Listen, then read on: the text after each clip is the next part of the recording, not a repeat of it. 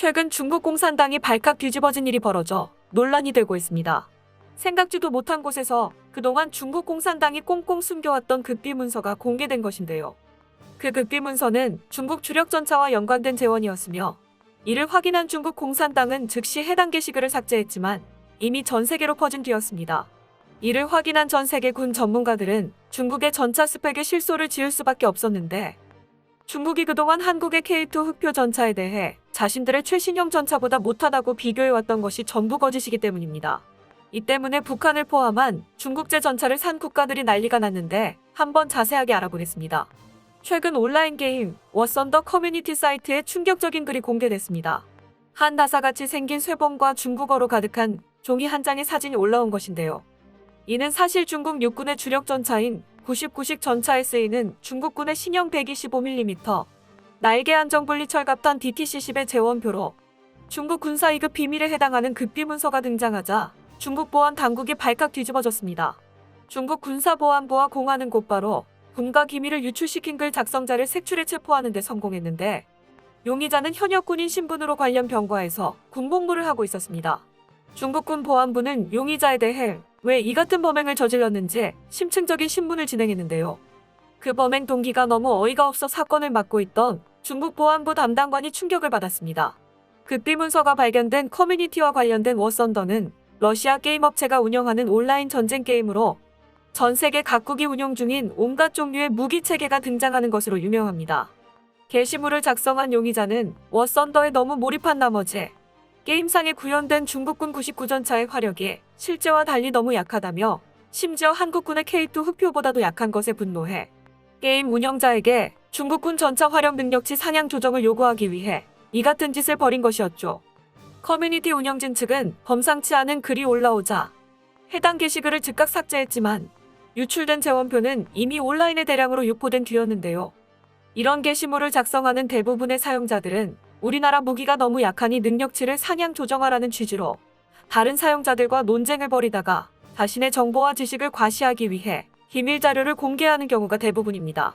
사건이 발생한 대부분의 나라들은 기밀 유출에 대한 처벌이 비교적 약한 편이고, 상당수 무기 체계들의 재원과 성능이 공개되는 경우가 많아 크게 문제될 것 없이 넘어가곤 했습니다. 하지만 이번 사건은 정보 통제가 엄격하고 범죄자에 대한 처벌이 대단히 강력한 중국에서, 그것도 현역 군인에 의해 일어난 일이어서 중국 당국도 상당한 충격을 받았는데요. 이번에 실제 재원이 공개된 중국군 전차포탄은 대륙의 실수라고 불리는 최신형 99식 계열에서 사용하는 DTC-10 125mm 날개 안정식 철갑탄으로 중국군의 현용 전차포탄 가운데 최강의 위력을 가진 것으로 평가되는 것이었습니다. 중국은 99식 전차의 날탄이 2000m에서 균질 함량 강판 기준 980mm를 관통했다고 주장하고 있었는데, 실제로 980mm 균질 함량 강판을 관통했다면 노벨 물리학상을 받아도 손색이 없었기 때문에 너무 터무니없다고 느낀 전문가들은 750mm에서 800mm의 관통력을 지녔을 것이라 예측했습니다. 하지만 중국의 실제 재원은 전문가들의 예상에 훨씬 못 미쳐 충격을 줬는데요. 유출된 재원표에는 이 포탄이 섭씨 15도의 기온 조건에서 2000m 거리의 표적을 공격할 경우 균질 함량 강판 680mm 수준의 관통 능력을 발휘한다고 표기되어 있었습니다. 또한 중국과 러시아 무기체계 대부분의 교범 카탈로그상 데이터는 모든 조건이 완벽한 상황을 전제로 한 실험실 데이터인 경우가 많아 실제 관통 능력은 680mm보다 훨씬 떨어질 것이라는 평가를 내렸습니다. 더 중요한 것은 중국의 날탄 소재가 현존 최고 관통력을 지녔다는 열화우라늄으로 만들어진 것으로 알려졌는데, 이는 약해도 너무 약한 수준이었습니다. 실제로 서방제 120mm 날탄에 표준처럼 평가되어 온 독일 라인메탈의 120mm용 DM53 날탄은 동일 조건에서 650mm 이상의 관통력을 확보하고 있는데요. 2010년대 이후 서방 각국의 120mm 날탄은 기술적으로 급격히 진보하기 시작해 미국은 44 구경장 주포에서 발사할 때 기준으로 760mm의 관통력을 갖는 M829A3에 이어 무려 950mm급 관통력을 가진 M829A4를 내놓았습니다. 이들 모두 관통자로 매우 무거운 물질인 열화우라늄을 사용하며 포구 초속을 비약적으로 높여 관통력 향상을 이루어냈습니다.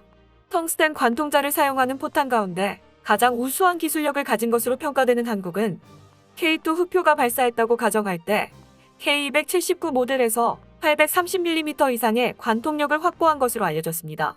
이 정도 수준이면 현존하는 거의 대부분의 러시아 중국제 전차를 손쉽게 격파할 수 있는 위력입니다. 하지만 중국의 날타는 서방제 포탄보다 더 큰 구경을 갖고 있음에도 불구하고 카탈로그상 관통 능력이 600mm를 조금 넘는 것에 불과한 것으로 드러나 완전히 망신당하고 있는데요. 이 포탄은 카탈로그 데이터상 1760m/s라는 빠른 포구 초속을 갖고 있고 관통자로 열화우라늄을 사용하는 중국의 최신형 전차 포탄임에도 불구하고 텅스텐을 사용하는 독일이나 한국제 날탄보다 관통 능력이 크게 떨어지며 이 정도면 서방제 전차들의 장갑을 뚫을 수 없는 것으로 드러났습니다. 이런 일이 일어나고 있는 이유에 대해 고질적인 중국의 다운그레이드 카피 문화 때문으로 보고 있습니다. 중국이 자국산 전차 개발에 기술적 토대로 삼은 구소련제 전차들이 가지고 있던 기술력 부족과 설계 오류들을 중국 전차들이 그대로 물려받았는데요. 기본적으로 구소련제 전차들은 작고 가벼운 것이 특징이었습니다.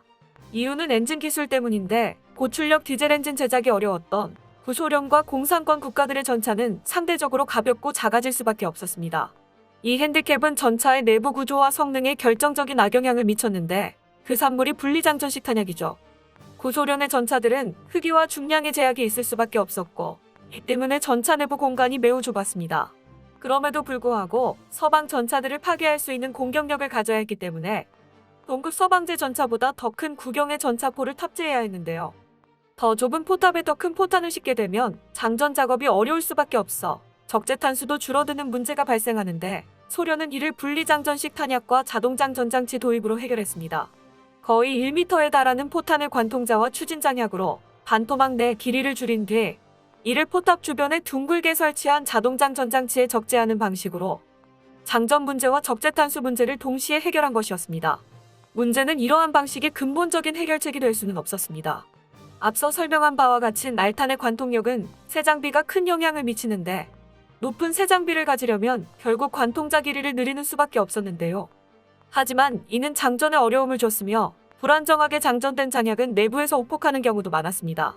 중국의 신형 전차들도 이런 소련 전차의 문제점을 그대로 물려받았습니다. 포탑 역시 전체 면적의 절반 이상이 쐐기형 증가장갑으로 이루어져 있어 실제 내부 면적은 러시아제 전차들보다 비슷하거나 조금 더 나은 수준인데 중국 관영 매체를 통해 보도된 99식 전차의 내부 공간을 보면 중국인의 평균 체형이 러시아인보다 작다는 점을 감안해도 대단히 협소하다는 것을 알 수 있습니다. 협소한 내부 공간은 포탄의 크기에도 영향을 미쳐 관통자가 작아진 나머지 관통력이 떨어졌다는 게 물리학자들의 의견입니다. 때문에 전문가들은 현재 중국의 전차는 K2 흑표와 실전에서 맞붙게 되면 15대 1 교전비가 나올 수도 있다고 보고 있습니다. 이는 고스란히 북한으로 넘어갔는데요. 최근 열병식에서 모습을 드러냈던 북한의 최신식 추력 전차가 중국의 99식 전차의 수출형 버전인 VT4에서 외형만 바뀐 것으로 보고 있습니다. 그 증거로 열병식에 등장한 신형 전차의 위장색이 북한 자연 환경과 맞지 않는 사막색으로 도색돼 있다는 것입니다. 또한 북한에 불과 2년 만에 이만한 신형 전차를 설계 생산할 기술과 재원이 있을 리 없다는 것입니다. 신형 전차에 적용된 것으로 보이는 기술과 장비는 2018년에 등장한 최신 전차인 성군호에 비해 무려 수십 년은 앞서 있습니다. 때문에 많은 전문가들은 북한의 신형 전차가 중국의 전차를 그대로 구입해 사용하고 있다고 전하는데요. 문제는 중국의 날탄 재원이 공개되면서 부풀려진 카탈로그 재원의 소가 북한에서도 난리가 났을 것으로 예측됩니다. 공산권 국가들의 전차 문제를 해결하는 것은 분리장전식 탄약을 버리고 서방 국가들과 마찬가지로 일체형 포탄으로 전환하는 것인데 이는 간단한 문제 같지만 대단히 어려운 작업입니다. 30년 가까이 유지되어 온 기존의 전차 운영 교리와 군수 보급 체계를 모두 갈아엎어야 하는 일이기 때문인데요.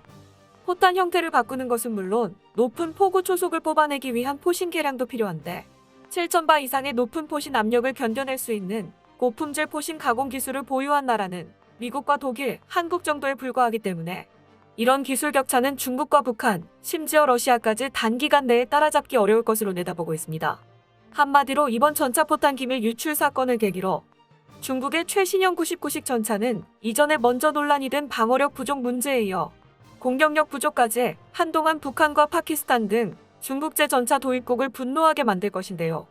외형은 그럴싸하지만 기반 기술이 1990년대 우크라이나에서 가져온 T-80 수준에 불과했던 만큼 충분히 예견됐던 상황이죠.